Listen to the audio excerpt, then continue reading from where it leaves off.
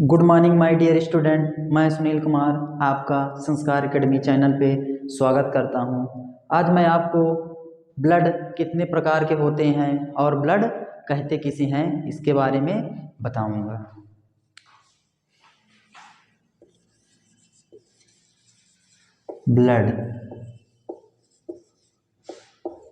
Blood को हिंदी में रक्त कहते हैं। सबसे पहले हम बताएं कि ब्लड के अध्ययन को क्या कहते हैं। ब्लड के अध्ययन को हम हिमाटोलॉजी या सेरोलॉजी कह सकते हैं। ब्लड के अध्ययन को हिमाटोलॉजी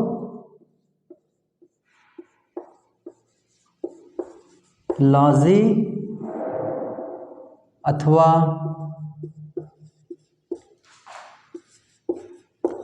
सेरोलॉजी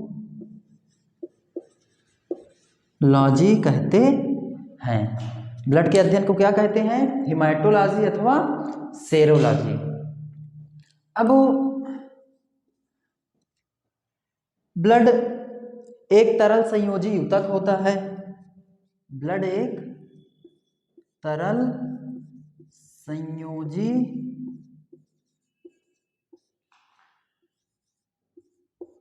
ऊतक होता है। ब्लड एक तरल संयोजी ऊतक होता है। तीसरा पॉइंट है इसका, ब्लड कहते किसे हैं? ब्लड हमारे शरीर में ताप का नियंत्रण करता है। ब्लड रक्त हमारे शरीर में ताप का नियंत्रण करता है। रक्त हमारे शरीर में ताप का नियंत्रण करता है। अब बताएंगे रक्त समूह कितने प्रकार के होते हैं। रक्त समूह 4 प्रकार के होते हैं। रक्त समूह 4 प्रकार के होते हैं।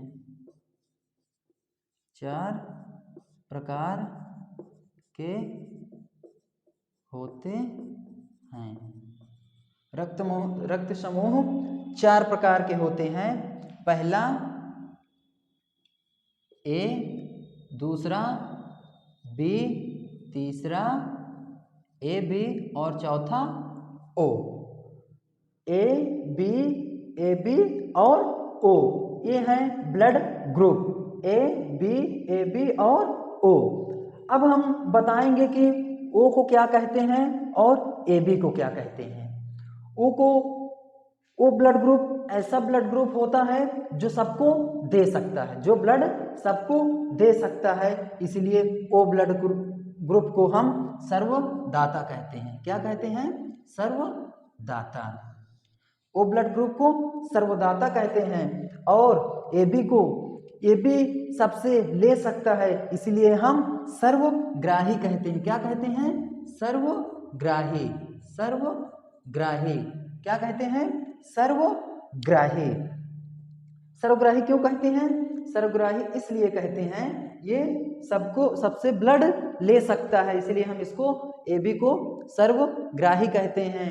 और ओ को सर्वदाता इसलिए कहते हैं क्योंकि ये ब्लड सबको दे सकता है, इसलिए हम इसको सर्वदाता कहते हैं। अब एक क्वेश्चन बहुत ज्यादा पूछा जाता है कि ब्लड में ऐसा क्या पाया जाता है जिसकी वजह से ब्लड लाल होता है? ब्लड का कलर लाल होता है। ब्लड में हीमोग्लोबिन पाया जाता है। क्या पाया जाता है? हीमोग्लोबिन।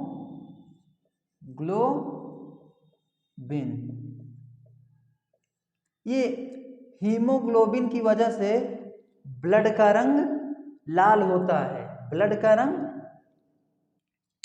लाल होता है।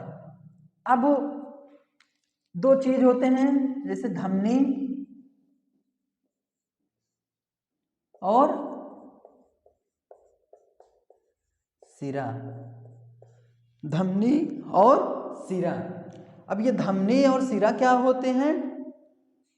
धमनी हम उसे कहेंगे जो हार्ट से पूरे शरीर में ब्लड को ले जाता है उसे हम धमनी कहते हैं। जो हार्ट से पूरे शरीर में ब्लड ले जाता है उसे हम धमनी कहते हैं। और जो पूरे शरीर से हार्ट तक ब्लड लाता है उसको हम सिरा कहते हैं। जैसे धमनी में शुद्ध रक्त बहता है, धमनी में शुद्ध रक्त बहता है और सिरा में अशुद्ध रक्त बहता है, अशुद्ध रक्त बहता है।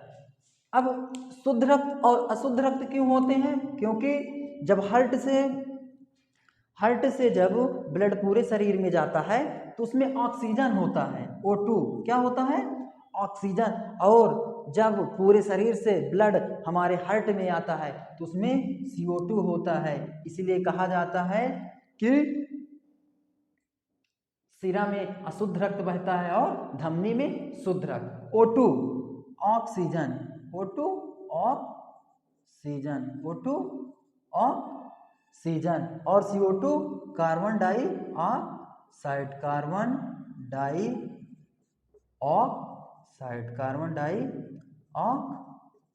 कार्बन डाइऑक्साइड, कार्बन डाइऑक्साइड क्या? CO2। सिरा में अशुद्ध रक्त बहता है और धमनी में शुद्ध रक्त बहता है।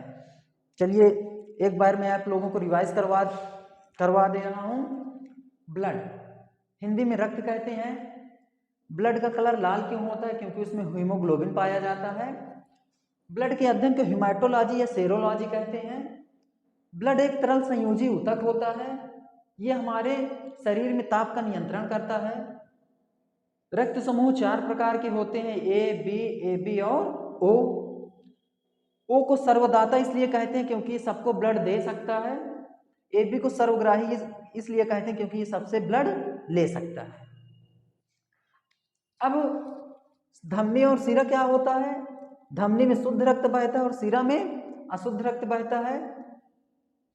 ये शुद्ध रक्त अशुद्ध रक्त क्यों होता है? क्योंकि O2 मतलब ऑक्सीजन धमनी में और सिरा में CO2, इसीलिए हम इसको शुद्ध रक्त और अशुद्ध रक्त कहते हैं। अब ये टॉपिक खत्म हुई। कल मैं आप लोगों को ब्लड के प्रकार बताऊंगा, ब्लड कितने प्रकार के होते हैं। आप मेरा चैनल सब्सक्राइब और लाइक करना नहीं भूलिएगा और शेयर करना बिल्कुल नहीं भूलिएगा। इसी तरह मैं आपको एक छोटी छोटी टॉपिक रोज बताता रहूँगा। जय हिंद।